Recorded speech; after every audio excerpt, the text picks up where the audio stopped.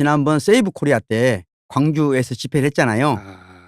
그때 내가 그걸 느꼈어요. 그때 내가 뭘 느꼈냐면 일단은 광주에 온다는 게 너무 특이하잖아요. 특이하지. 지금까지 어떤 사람도 그러진 않았거든. 그러니까 극우가 광주 집회를 모멘텀으로 삼으려 한 적은 한 번도 한 번도 없거든. 없어요. 발광하는 소수가 온 적은 있지만 그렇지. 이렇게 집단적으로 온 적은 없거든요. 만명 단위로 전국에서. 네, 그래서 이제 저도 광주에서 이제 탄핵을 찬성하는 사람들이 집회를 하는 쪽에 갔단 말이에요. 양쪽에 무대를 맞섰고 한쪽은 5.18 광장 도청 쪽을 향해 있는 탄핵 찬성 집회하고 이 전한길 소년보가 온 오른쪽 이 탄핵을 반대하는 집회가 열렸어요. 근데 내가 주차를 한 곳이 이 탄핵 반대 집회를 지나가야만 되는 거예요. 갈 수 있어요. 처음에 갈 때는 괜찮았어요. 나를 알아본다 하더라도 별일 있겠나 했는데 알아보는 사람이 없더라고요. 다행히.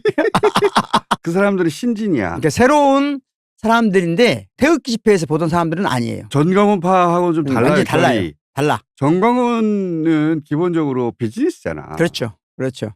이쪽은 근본주의거든. 그렇죠. 그렇죠. 종류가 달라요. 완전 사실은. 달라요. 네. 완전 달라. 같은 면도 있지만 교집합이 있는데 달라. 달라. 그런데 이제 문제는 뭐냐면 다시 차를 타러 와야 되잖아요. 근데 그때 전환기 씨 그 목소리가 나오는 거야. 전환기 이제 마지막으로 한마디만 하겠습니다. 전환기 그래. 그러면서 민주당 교육원선장 박구영이 말했습니다. 그래. 내가 그걸 막 지나오는데. 그런데 막 나를 이제 가짜뉴스로 막 얘기하는 거야. 야, 그때 순간 주변 사람들을 본 거야. 근데 나는 위험하게로 따지면 사실은 정광훈보다 이쪽이 더 위험하다고 생각해요. 위험하죠. 왜냐하면 정광훈은 한 줄 나면 장사예요. 그렇죠. 근데 이쪽은 한 줄 나면 탈레반이에요. 그렇지. 이쪽이 폭력성을 띨 때 훨씬 더 피오해요. 그렇지. 탄핵이 만약에 인용된다. 이 근본주의가 폭발할 수 있거든요. 그렇죠. 그러니까 그들 집회에서 박구영을 성토하길래 내가 깜짝 놀랐죠. 사실 이전까지는 정광훈하고 별 비슷하겠지 하고 별 관심이 없었어요. 달라. 다르더라고요. 집에 가서 이제 연구를 한 거지. 이거 뭐지? 정광훈은 박구영 관심 없거든. 그렇지. 정광훈은 알뜰폰. 그렇지. 신용카드 수수료 이게 관심 있어요. 일단은 전환길은 조그마한 스피커다. 곧 사라질 스피커라는 걸 알게 됐어요. 전환길 씨는 그냥 임시로 발탁된 그렇죠. 스피커일 뿐이에요. 근데 오래 갈 수 있는 스피커가 아니에요. 전광훈은 스스로 스피커이기도 하고 쌓아놓은 스피커들이 많잖아요. 그렇죠. 자기 아리오 스피커들이 많은데 이쪽은 신진이잖아. 분리된 지가 얼마 안 됐어. 어떤 사람이 지속 가능한 사람인지 아닌지를 내가 판단할 때 세 가지를 보거든요. 첫 번째, 스스로 판을 짤 능력이 있는가 없는가. 그러니까 필드를 만들 수 있는가 없는가. 두 번째, 스스로 담론을 생산하는 마이크를 잡을 수 있는가 없는가. 남이 만든 판에서 남이 한 말을 증폭시키는 스피커만 하는 사람은 그 역할이 짧아요. 그렇지. 오래 못 갑니다. 대체되지. 그러니까 전한기 씨가 말하는 내용을 하나하나 전부 분석했어요. 1시간 반 정도 되더라고. 다 분석해 보니까 자기가 한 말이 단 하나도 없어요. 대부분 누가 말했냐? 손현보가 말한 겁니다. 손현보를 내가 24시간 동안 들었다니까. 이 사람을 알아야 되겠다. 이 사람을 알아야 되겠다. 원래 이 전광훈은 보수 개신교가 행동대장으로 발탁했던 사람이에요. 그렇죠.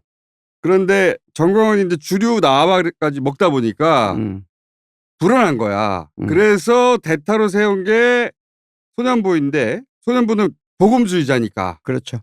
게다가 법원 폭동으로 전광훈이 위축됐단 말이에요. 그렇죠. 공백이 생겼어. 근데 소년보는 사람들한테 알려진 인물이 아니에요. 그러다 보니까 공무원 일타 강서로 그나마 알려진 얼굴이라고 전환기를 발탁한 거야. 근데 생각보다 현장 동원력이 소년보가 약해요. 그래서 결국은 합쳐질 거라는 얘기도 있어요. 저는 이제 그 부분에 대해서 동의하는데 동의하는 이유는 뭐냐면 소년보를 내가 연구하다가 어디까지 갔냐면 소년보가 하는 얘기는 소년보의 이야기인가. 소년보는 무대를 만드는데 관여했어요. 다른 사람이 만들어주는데 낀 건 아니에요. 본인이 무대를 만드는데 관여했어요. 이 양반은 자기가 플랫폼 역할을 하려고 하는 거예요. 그렇죠. 그리고 본인이 마이크를 잡고 있는데 이 내용이 자기가 만든 건가 어디서 온 것인가가 중요하거든요. 저는. 예를 들면 내가 어준 씨하고 이렇게 같이 노는 이유는 어준 씨가 뭔가를 생산한다고 믿기 때문이거든요. 많이 생산하지. 그렇지. 근데 소년보라는 사람은 일단 그가 하는 모든 이야기는 그의 끝은 아니에요. 뿌리가 따로 있습니다. 연구해본 바에 따르면. 단 그 사람은 뭐가 있냐.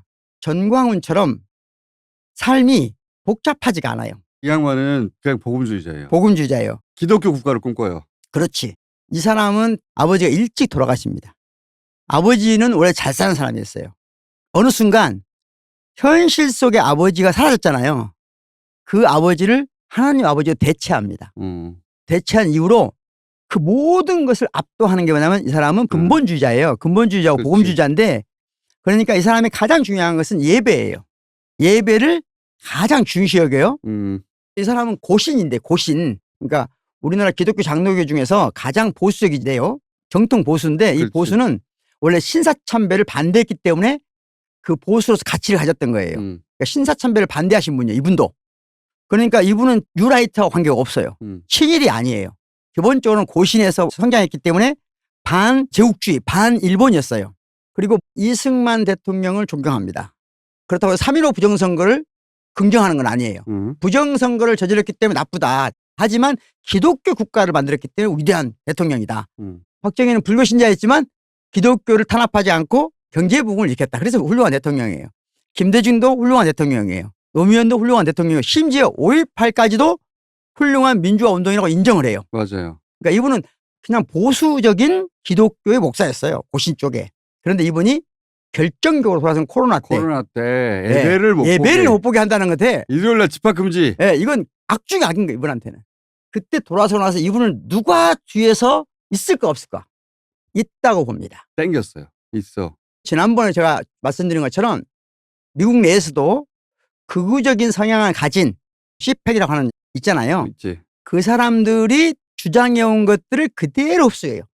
여기에 K자 붙어서 한국의 보수대 연합인 거예요. 여기에서 온 이론을 그대로 소년보가 받아들인 겁니다. 그게 스탑 더 스틸이야. 그렇죠. 우리는 오면은 부정선거 이론. 그렇지. 예. 트럼프 추종 세력이 바이든한테 낙선할 때 부정선거가 있었다. 그렇죠.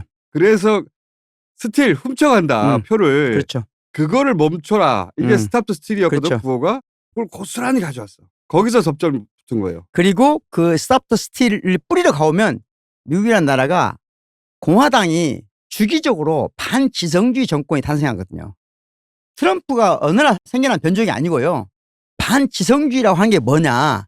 이 월말에 다뤘어요. 반지성주의자들이 가장 중요한 특징이 있어요. 이분들은 에그헤드 싫어한다고 했죠. 에그헤드. 반엘리트주의거든요. 잘난 척을 싫어해. 네. 이분들의 중요한 특징 중에 하나가 뭐냐면은 기독교 아닌 사람을 반대한 게 아니에요. 기독교 내부에서 원래 하버드 대학 출신의 성직자들에 대한 반감이거든요. 교회사 전체를 보면 개신교가 카톨릭을 반대하는 이유가 돼요. 카톨릭은 주지주의거든요. 지성을 중시 여기는 거예요. 그런데 개신교란 건 뭐죠? 내 믿음이 중요한 거예요. 그러니까 개신교 초창기에 특히 미국의 초창기에는 지식이 중시했던 카톨릭에 대한 반감을 개신교가 가졌는데 하버드 대학이 원래 출발이 성직자 양성 기관이거든요. 미국 사회를 형성했던 대체적인 교회의 성직자들이 너무 잘난 척 하는 거예요. 재수없다 이거지. 재수 없는 거예요. 그들이 미국 사회를 한번 다뤘어. 주도해 왔어요. 그에 대한 반감으로 생긴 게 반지성주의거든요. 이들이 제일 싫어하는 게 과학을 싫어합니다. 그렇지. 잘난 척하는 도구니까. 네, 과학을 싫어해요. 그래서 정크과학을 하잖아요. 정크과학. 이상한 걸 결합시켜가지고 과학인 척하는. 그래서 윤석열이가 뭐예요? 지난번에 R&D 비용 확 깎은 거예요. 저는 지금 의심하고 있는 것은 윤석열, 소년보, 정광훈을 연결하는 고리가 C팍에 있다. 그럴 수 있어요. 나는 그렇게 생각하고 있습니다. 왜냐하면은 그쪽에서 집회 자금이 나온다는 의혹이 있어요. 하나의 중요한 고리예요. 그런 의혹이 있어요. 네. 다른 데서도 실제. 나는 온다고 보는데 지난번에 제가 그랬잖아요. 우리나라에 지금 극우 보수 유튜브들을 보면 다 특징이 뭐냐면 대학 다닐 때 학생운동을 했고 미국 유학 갔다 오거나 그러고 친한 친구들이에요. 핵심 자금줄 중에 하나가 나는 C팍이라고 생각하고 있고 C팍의 인적 네트워크가 연결돼 있다. 쭉 연구를 해보니까 자연스럽게 나와요. 그게. 정광훈이는 뭐가 문제냐면 언제든지 돈만 오면 하느님도 대체할 준비가 돼 있어요. 돈만 되면 그게 뭐든 간에 바꿀 수가 있어요. 바꿀 수가 있는 사람이에요. 언제든지. 돈이 하나님이에요. 그리고 돈을 쥐면서부터 말을 안 들어요. 그렇지. 그러다 보니까 보수 개신교의 확고한 프레임이 있는 사람 데리고 온 거야. 그리고 도덕성이 있고. 도덕성이 있고. 손현보 씨는 제가 보기에는 먹을 것을 껄떡거리는 사람이 아니에요. 이 사람은 기독교 국가를 진짜로 꿈꾸는 그렇죠. 거예요. 네. 꿈꾸는데 코로나 때 저 진보 정권이 사탄인 거야. 네. 예배를 못하게 하니까 이 사람을 그래서 리크루팅을 한 거지. 지금은 아멘 해야 되는데 이재명은 안 된다고 들어가잖아. 그렇죠. 그러니까 이재명도 복음주의적 관점에 봤을 때 복음을 못하게 하는 사람인 거예요. 사탄인 거지. 사탄인 거예요. 왜냐하면 이재명이 그때 네. 코로나 때 네. 못하게 만들었잖아. 네. 이게 사탄의 자식인 사탄이에요. 거야. 그냥. 믿습니까? 아멘 이거잖아. 그렇지. 루텐이. 그렇지. 이재명은 안 된다로 바뀌어 있어. 요즘은 영상들이 많이 남아 있잖아요. 이 사람 초창기부터 쭉 산세에서 들어봤어요. 나는 고신 목사님들을 알거든요. 어릴 때 친하게 지낸 분이 있어요. 되게 독실해요. 어떤 거냐면 민주화를 반대를 안 해요. 대개는 어려운 고아들이라든가 사회에서 소외된 사람들 돌보는 거 이런 걸 많이 하시는 분들이거든요. 교리는 굉장히 보수적이지만 실제 실천적인 분들이란 말이에요. 이분도 원래 그런 분이었어요. 근데 어느 순간 연결고리 생긴 거야. 그런데 진짜 아이러니는 이게 트럼프 때문에 만들어진 건데 그렇죠. 트럼프는 이제 관심이 없어요. 자기 그렇지. 당연히 이제 더구나 앞으로 선거 할 일도 없잖아. 트럼프는. 트럼프는 관심이 없어 이제. 네, 트럼프는 지금 캐나다 먹어야 되는데 한국에 지금 관심 갖겠어. 그래서 거기에 돈을 내던 한국계가 여기에 온 거예요. 그렇지. 하와이. 어떻게 하셨어? 다 연구했다니까. 깊숙이 연구했어요. 내가. 김건희 윤석열이 미국 순방할 때 저기를 왜 가지 했을 때가 있어요. 그때 보면 연결되는 것 같아요. 저는 쭉 오래전부터 이제 모니터링 해왔고 교수님이 금방 따라잡았네. 네, 그렇죠. 내 이름을 부르길래 깜짝 놀래가지고. 그들은 광주는 인정해. 그렇지. 죄의식이 없어 이 없어요. 사람들은. 전혀 없어 이 사람들은. 광주 함께하자 이러는 그렇죠. 거예요. 미친 거죠 완전히. 아니 지금 계엄을 냈는데 광주와 같이 하자고 하고 있는 거야. 이 사람들은 자기들 논리로는 문제가 하나도 없어. 광주요 함께하자 간 거거든요. 그날 쭉 강의를 들어보면 강의 내용의 90%가 왜 계몽령인가야. 1, 계몽령 2, 계몽령 3 이렇게 발표를 해요. 계몽령. 이 사람들이 계몽이란 말이 도대체 무슨 뜻을 쓰고 있는 걸까? 철학자로서 원래 계몽이란 무엇인가? 오늘 계몽이야 이야기가? 네, 계몽이란 무엇인가?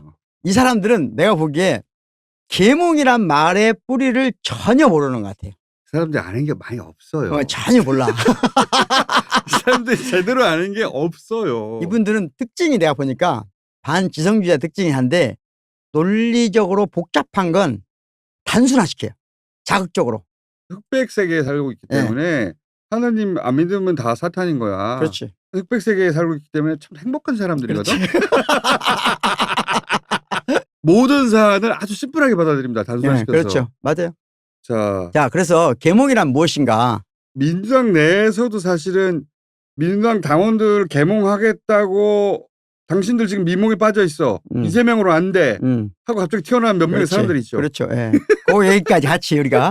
그리고 이재명 대표가 최근에 말했던 그 실용주의 노선 철학적으로 중간 점검이 필요하겠다 싶어서 첫 번째 계몽이란 무엇인가라는 말부터 해보면 이제 규제 들어간 거야?